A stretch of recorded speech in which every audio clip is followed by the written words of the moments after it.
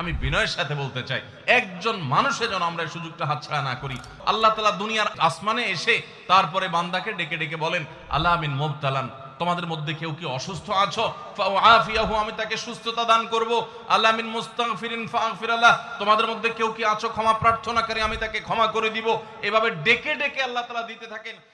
24 ঘন্টার ভিতরে দোয়া কবুলের সবচেয়ে আদর্শ সময়, যে সময়ের দোয়া কবুলের সম্ভাবনা সবচেয়ে বেশি, সেটা হলো ভোর রাতের সময়টা। আল্লাহ সুবহানাহু ওয়া তাআলা ডেকে ডেকে বান্দার ক্ষমা ঘোষণা করেন, বিপদ আপদ দূর করেন, অসুখ বিসুখ দূর করেন। এই সময়টা হলো রাতের শেষ প্রহর, ফজরের আগের সময়টা, তাহাজ্জুদের সময়টা। 11 মাস ধরে আমরা নানা ব্যস্ততার অজুহাতে আমাদের তাহাজ্জুদ পড়ার সুযোগ হয় না, ভোর রাতে ওঠার সুযোগ হয় না। ভাইরা আমার, রমাদানের মাস, আপনি তো সাহরি খাইতে প্রায় প্রতিদিনই উঠছেন। আপনার যেহেতু সাহরি খাওয়ার উদ্দেশ্যে উঠাই লাগে, তো আপনি কেন এই মাসে সাহরির সময় ভোর রাতের এই সময়টাতে যখন আল্লাহর সাধারণ ক্ষমা ঘোষণা করেন, ওই সময়টাতে আপনি কেন শুধুমাত্র খেয়ে পরে আপনি মসজিদে চলে যাবেন ফজরের জন্য? অবশ্যই আপনি সাহরি খেতে উঠলে 2-5 মিনিট সময় বের করে বিশেষভাবে আল্লাহর কাছে দোয়ায় মনোনিবেশ করবেন। আমাদের একটা বড় ভুল হলো সাহরির এই সময়টাকে দোয়ায় আমরা মনোনিবেশ করি না। সম্ভব হলে 2 রাকাত নামাজ পড়েন, 4 রাকাত নামাজ পড়েন।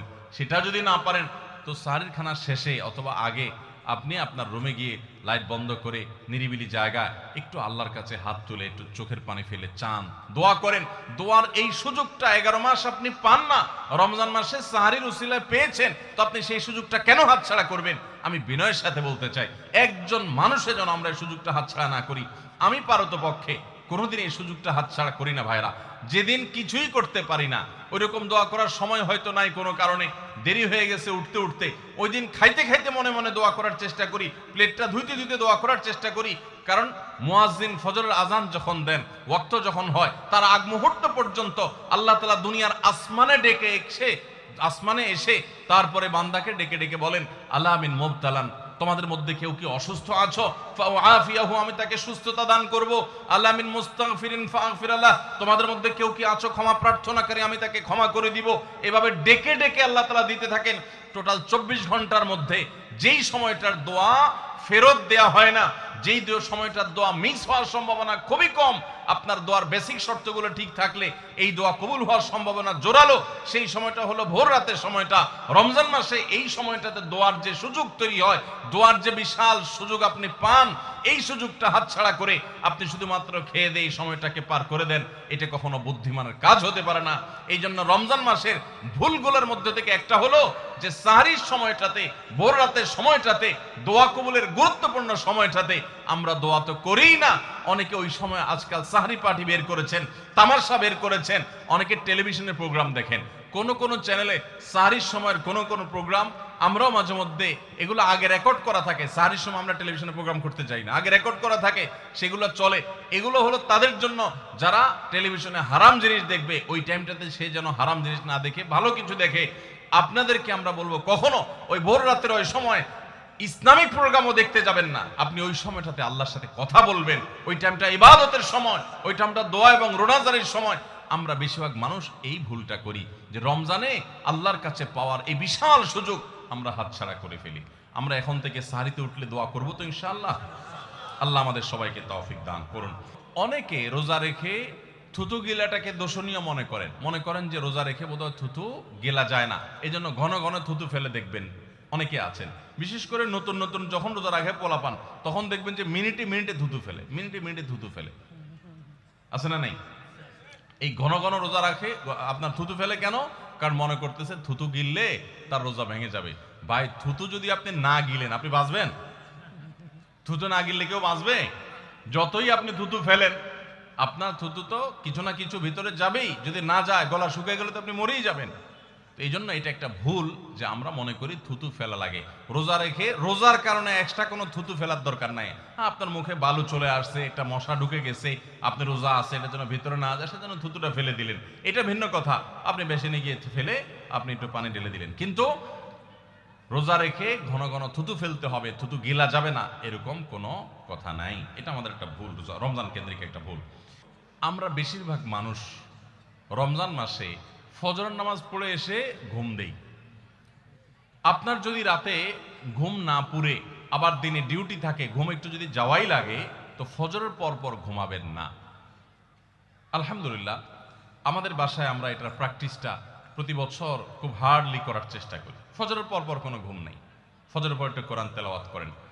প্রথম প্রথম চোখ ভেঙে আসবে, কারণ আপনি ভোর রাতে উঠছেন, অভ্যাস নাই। তো যাতে চোখে ঘুম না আসে সেজন্য নানান বুদ্ধি বাইর করেন, করে ঘুম দূর করেন, একটু উঠবস করেন।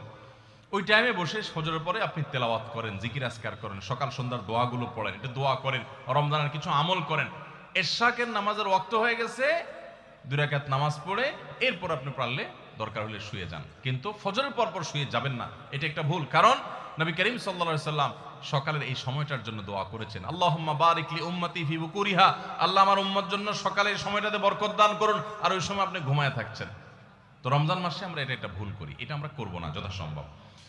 আমরা যারা নিয়মিত আজানের জবাব দেই, আজানের জবাব দেওয়া একটা আমল, আপনারা জানেন তো, মুয়াজ্জিন যা বলে তার সাথে সাথে তা বলা, তার পরপর সেটা বলা। মুয়াজ্জিন যখন আল্লাহু আকবার বলে, তখন আপনিও আস্তে আস্তে করে আল্লাহু আকবার বলবেন। মুয়াজ্জিন আবার যখন আল্লাহু আকবার বলবে, আপনিও আল্লাহু আকবার বলবেন। মুয়াজ্জিন যখন আশহাদু আল্লা ইলাহা ইল্লাল্লাহ বলবে, আপনিও আশহাদু আল্লা ইলাহা ইল্লাল্লাহ বলবেন। মুয়াজ্জিন যখন আশহাদু আন্না মুহাম্মাদুর রাসূলুল্লাহ বলবে, আপনি কি বলবেন? আশহাদু আন্না মুহাম্মাদুর রাসূলুল্লাহ বলবেন। অনেকে সাল্লাল্লাহু আলাইহি সাল্লাম পড়ে, সাল্লাল্লাহু আলাইহি সাল্লাম পড়বেন হলো আজানের শেষে, কিন্তু আজান চলাকালীন আশহাদু আন্না মুহাম্মাদুর রাসূলুল্লাহ বলবেন। সহিহ মুসলিমের আজানের জবাব দেওয়ার অধ্যায়ে পরিষ্কারভাবে নবী সাল্লাল্লাহু আলাইহি ওয়াসাল্লাম শিক্ষা দিয়েছেন। ইমাম মুয়াজ্জিন যখন বলবে ইযা ক্বালা আশহাদু আন্না মুহাম্মাদুর রাসূলুল্লাহ ফাকুলু আশহাদু আন্না মুহাম্মাদুর রাসূলুল্লাহ, তখন আমরা আশহাদু আন্না মুহাম্মাদুর রাসূলুল্লাহ বলবো। এরপর হাইয়া আলাস সালাহ হাইয়া আল ফালাহ যখন বলবে, তখন লা হাওলা ওয়ালা কুওয়াতা ইল্লা বলবো। এরপর আল্লাহু আকবার বললে তাই বলবো, লা ইলাহা ইল্লাল্লাহ বলার সময় তাই বলবো। তারপরে আজানের জবাব দেবো, দুরূদ পড়বো, দোয়া পড়বো। এই যে আজানের জবাব, এটাতে লাভ হয় কি জানেন? মুয়াজ্জিন আজান দিয়ে যেই সওয়াব পায়, আজানের যারা মুখে জবাব দেয়, মুয়াজ্জিনের সাথে সাথে বলে, তাদেরকে আল্লাহ তাআলা সমপরিমাণ সওয়াব দান করে। আর মুয়াজ্জিন কি পরিমাণ সওয়াব পায় সেটা কি জানেন? কোন মুয়াজ্জিন যদি আল্লাহকে খুশি করার জন্য আজান দেয়, দুনিয়ার উদ্দেশ্য তার কাছে না থাকে, বরং আল্লাহকে খুশি করাটাই তার উদ্দেশ্য থাকে, তাহলে এই মুয়াজ্জিনের ফজিলত হলো, ওই মুয়াজ্জিনের আজান শুনে যত মানুষ মসজিদে আসবে, ওই ওয়াক্ত নামাজে যত মানুষ শামিল হবে, সবাই যে পরিমাণ সওয়াব পাবে, যার যার অ্যাকাউন্টে যাবে, বোনাস হিসাবে সবার সমপরিমাণ সওয়াব মুয়াজ্জিনকে দেওয়া হবে। আর আপনি মুয়াজ্জিনি না করে শুধু আজানের জবাব দিলেও সেই মর্যাদা বোনাস হিসেবে আল্লাহ তাআলা আপনাকে দান করবেন। এই হাদিসের ফজিলত একবার আরো 10, 12, 13 বছর আগে কোন এক জায়গায় আমি বলেছিলাম, সৌদি আরবে থাকতে।